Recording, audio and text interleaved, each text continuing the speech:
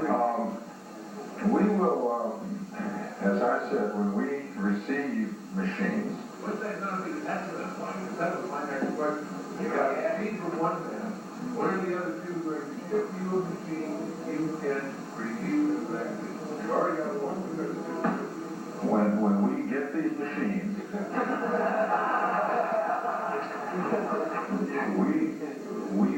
we will use our own test suites, and we will review speeds and graphics capabilities and all those kind of good things, and we'll tell you about them, and you can decide what it is. And that's what we're going to do. That's I think the function of that particular thing. I will only point out for the sake of argument, because I like to point out things that are strange, that it's amazing, at least in the MS-DOS field, that some of these people write these speed tests knowing what their particular version of whatever it is that they're doing will work a certain way, and they can vary quite considerably, depending on whether somebody. I heard a similar discussion to this between Dell and ALR.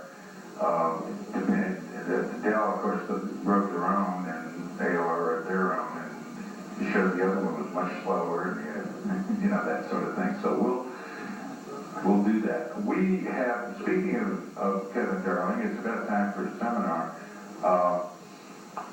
I probably have time for one more question if I can get a fast answer from the members of the panel. I've got I had 3 hands before. Let me take 1, 2, 3, 4 quick questions, quick answers, please. Start here. All right. Very quick question is, so far since I've been here this year, I've had a chance to actually play with an ML1. I haven't been able to get through the board of the break out of the demo.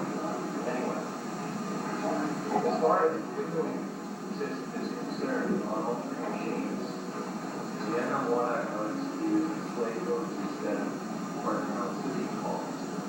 Same with the CoCo. What I want to know is with the Hogg is there any information or with the Delaware machine? One, first of all, do they bundle with the windowing system? Second, is it compatible with the corner and the one? Okay, number 1, you come over anytime you want, we'll break out of demos.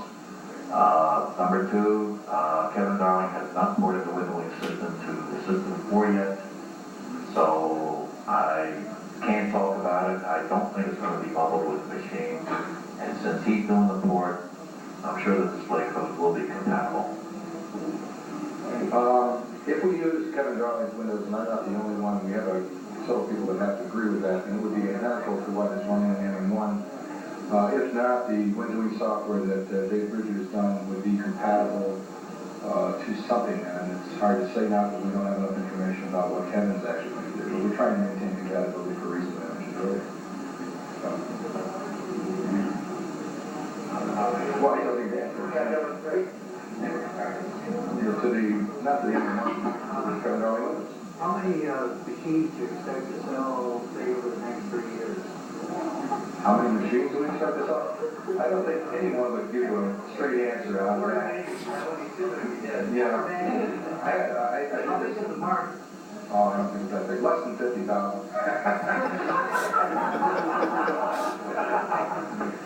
Just over 1,000 in the end. Yeah. On the TC9, the TC9, I expect that will sell many thousand machines. what's your first production? Well, very small. We just did a pilot production run. Well, that's a good question for Lonnie. I've heard numbers anywhere from 20,000 to 40,000 from various different people. So,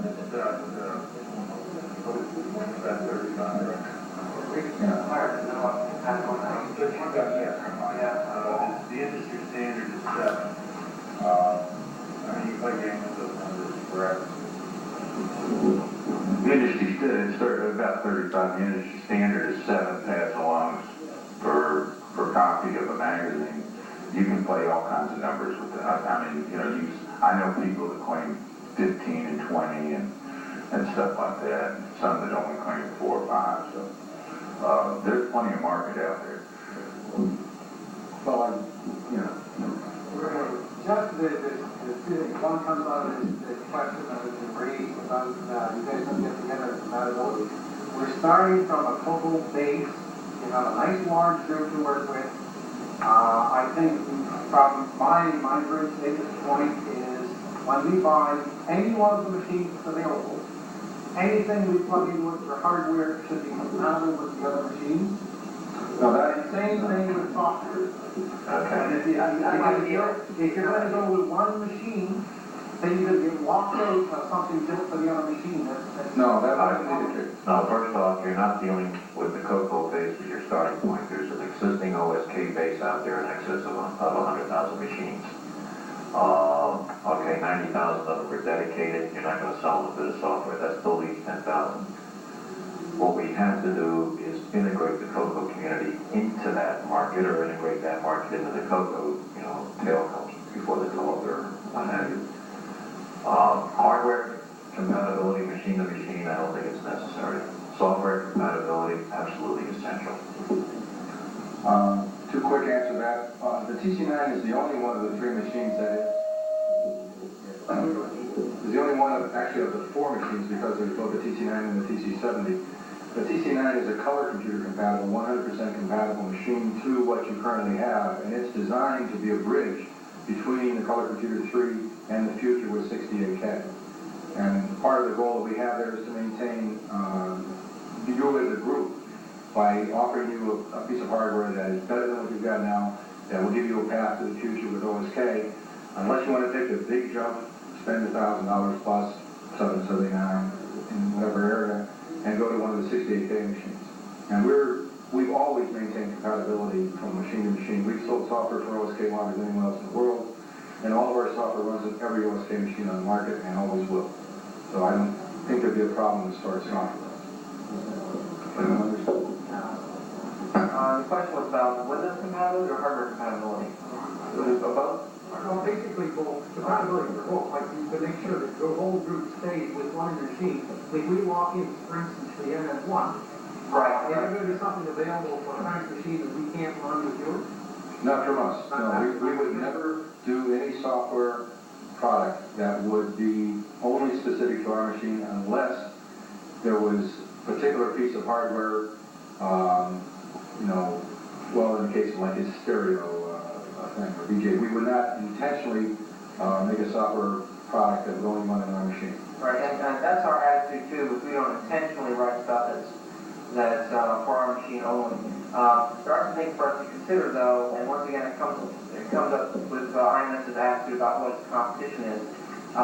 Bill Gates says that multimedia is the answer to getting computers in the home. And it's going to be the next revolution of using computers in the home. I don't think he has any illusions that people are going to be using these multimedia computers always with keyboards, or that they'll always be full-function computers. But he sees compact interactive and digital video interactive and things like this as being very important for getting computers in the home. So we agree with him. The emotional element is very important. Part of the emotional element of computing is sound and graphics. So, and there's various experts on things out here. If you've got any questions at all about anything,